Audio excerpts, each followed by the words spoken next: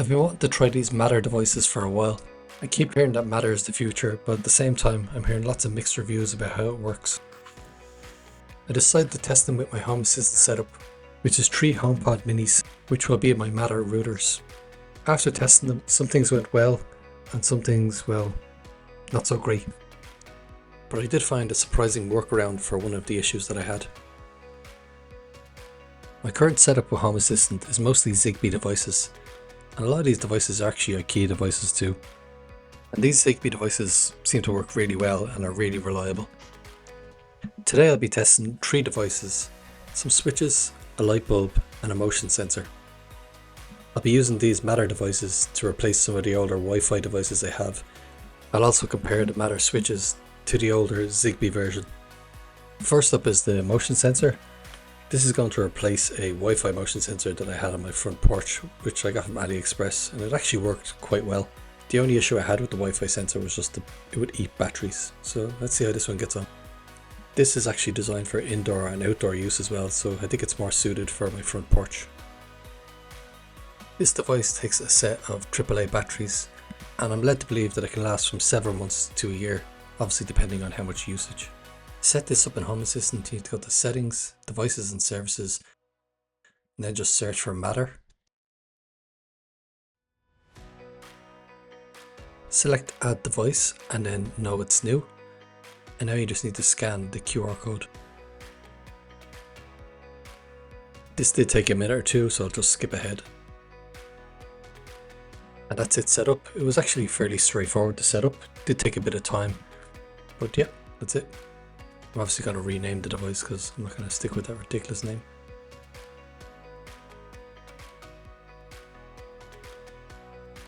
Once it was set up, I just changed the automation to replace the old Wi-Fi sensor with the new Matter sensor.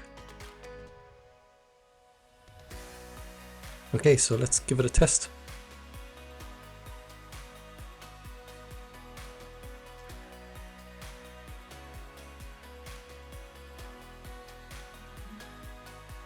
Yeah, that works just as good as the old Wi-Fi one. I've been using this for well over a week, and I have to say I'm pretty happy with it. I have no issues. Next up is the light bulb, and to be honest with you, I kind of thought this was going to be fairly straightforward. But this is where things got a bit messy and I suppose a bit interesting. So this light bulb is going to be used to replace the last Wi-Fi light bulb that I have, which is in my downstairs bathroom. So out with the old and then in with the new. So I scanned the QR code for this device, kind of followed the instructions, and it looked like it was all going well until we got to the end. And this did take a while, so I'm kind of skipping ahead here. But after like 2 minutes, it just failed.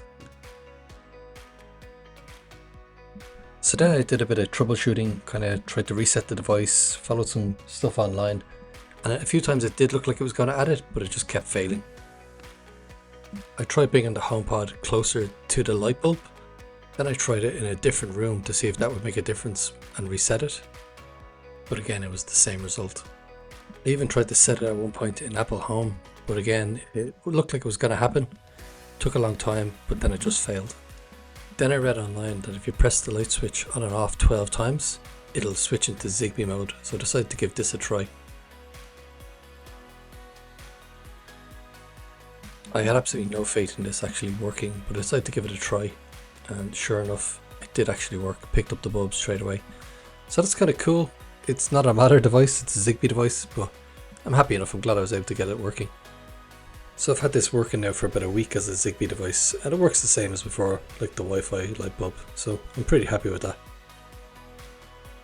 Next up is the switches. These are pretty interesting actually, because they're super flexible. I've used the Zigbee versions, so I'm just going to try the Matter ones and see what they're like. And these just take a set of AAA batteries. So these were fairly easy to add, similar as before. You just kind of press add new device and then scan the QR code.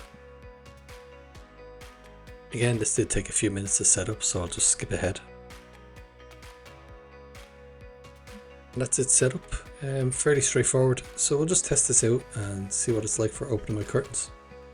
So this is the setup in Home Assistant. Again, I just went in here and replaced the old Zigbee button with the new Matter button.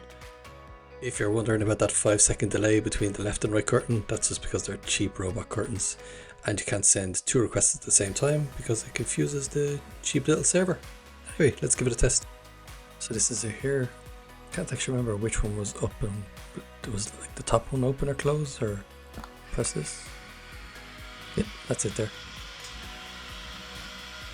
That 5-second delay is kind of obvious now.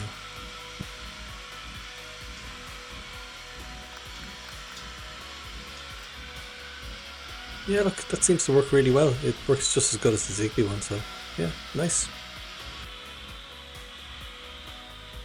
So after using these devices for a bit, a few things did stand out. Like the Thread devices themselves are actually very responsive. The only issues I really had was setting up can be a bit difficult, and I never got that light bulb to work. But again, because you can fall back on Zigbee, how bad, you know? It's not the worst. If anybody has had issues with the light bulb and managed to solve it, it'd be great if you could let me know, just out of curiosity, you know. Anyway, that's it for this video. Thanks for watching, and please consider liking and subscribing. Thanks.